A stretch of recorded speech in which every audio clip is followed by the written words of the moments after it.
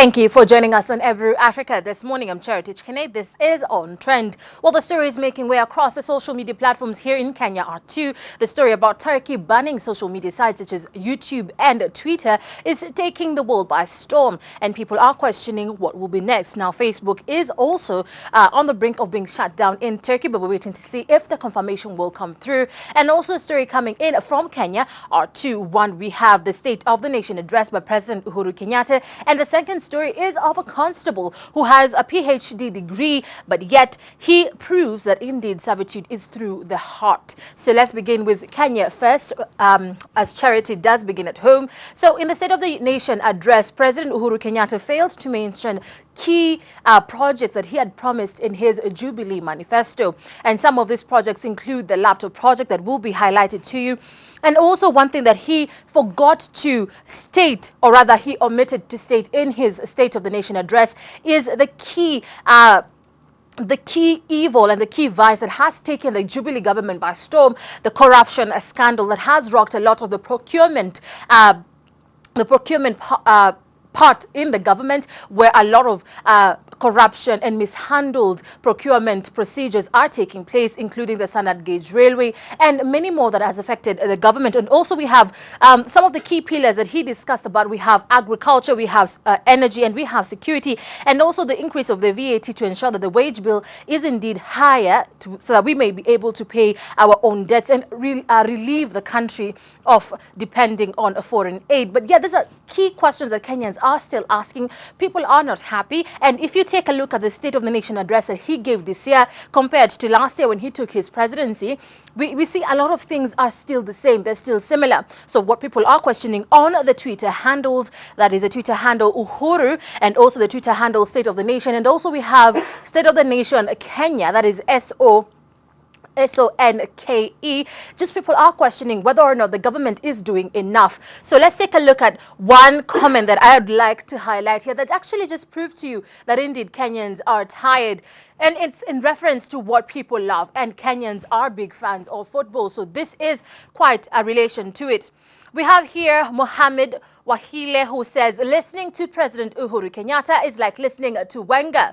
In response to Wenger not being able to give Arsenal a win and following their 6-0 defeat, this is indeed something to highlight it too. Listening to President Uhuru Kenyatta is like listening to Wenger. We played well, showed character, resilience, mental strength, but yet no trophy.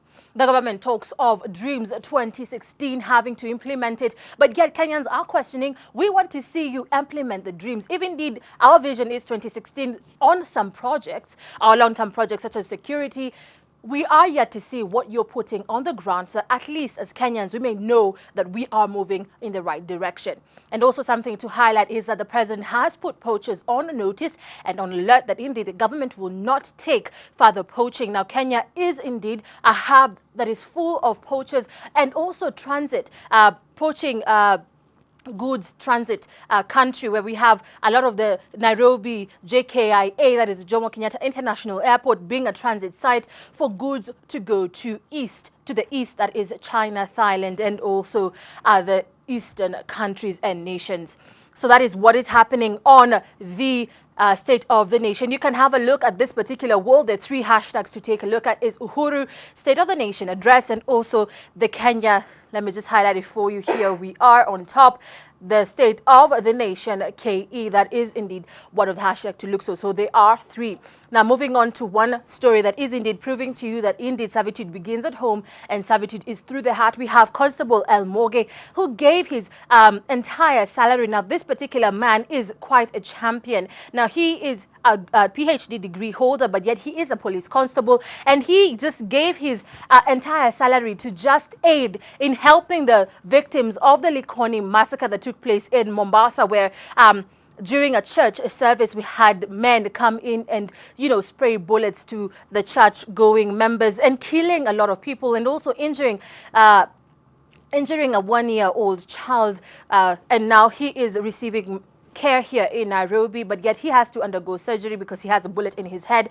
So he's just bringing peace, and he's preaching peace, that indeed this should not turn out to be a religious war between Christians and Islam, because his main statement was Islam is a peaceful religion, so we should disassociate ourselves from people who are bringing a lot of misconception on what Islam is, so that to feud the Christian-Muslim relationship. Now we have here Yvonne Onyokabi, who says he has not done even a quarter of what he should do. What a guy, Mr. President. This is a leader.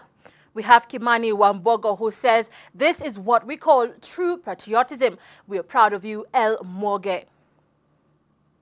We have here Mohammed Ismail, who says, this is inspirational. President Uhuru Kenyatta, leave your national address and see this man. And finally, we have here Zach, who says, in my entire life, I've never seen and had such a brilliant and intelligent police constable who's only a servant of the people. Something to just give you, something to think about when it comes to matters us and Ebru. We have here Ebru page, where we have Ebru this morning. You know, if you want to know all that is taking place here in Africa and also across the world, this is the page to be, where we give you the information, the latest information that is taking not only the world by storm, but Africa by storm as well. And just to finalize with you with the Turkey story, we have Turkey banning social media. Now, the latest was YouTube after Twitter was banned 2 weeks ago. Now, the reason why YouTube has been banned was a leaked conversation between officials loyal to Prime Minister Tayyip Erdogan was leaked on YouTube. So this is indeed something that they're trying to ban in Turkey. So the biggest challenge for Erdogan right now is the election coming up on Sunday. So if he loses in Istanbul, which was his key political background since 20 years ago when he was elected mayor, then it will prove that Turkey is indeed ready for new leadership. I'm Cherotich Kenei. This is On Trend.